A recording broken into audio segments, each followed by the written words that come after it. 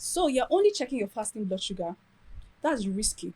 A client with high blood sugar reached out to me, and then she had made a bit of progress on her own. She was eating healthy, checking her fasting blood sugar. But the problem was that she was getting frustrated because despite all the progress, her blood sugar was still fluctuating. When clients like this reach out to us, we don't just hand out a diet plan, which first of all try to understand what's really going on inside her body. So we recommend key tests. So for her, we recommended that she did her HbA1c. Her HbA1c made us understand how her body had been handling blood sugar for the past 2 to 3 months. Our HbA1c showed us results above 6.5%, and that told us that okay, there was something wrong somewhere, which could have been maybe our inconsistent meal timing, medication, stress, or some sort of exercise, right? We recommended that she did a lipid profile test. Now, so the thing about lipid profile test, it tells us levels of our blood fats, right? Our cholesterol levels, our good cholesterol levels, because you understand one thing, that insulin resistance doesn't just affect your blood sugar, it also affects your blood fats, a disease condition called dyslipidemia, right? So when we checked her lipid profile, we saw that her triglyceride levels were high, above 160 mg per gl, right? And we saw that her good cholesterol levels were low,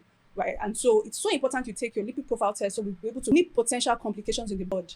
Another thing about your lipid profile test, that it is important that you do your test at least once in a year, right? Just so that, like I said, we'll be able to meet potential complications in the blood. Another test we recommended that she did was her kidney function test. And it was so important so that we'd be able to check for any sort of damage that her high blood sugar could have caused. And thankfully, there were no damages, right?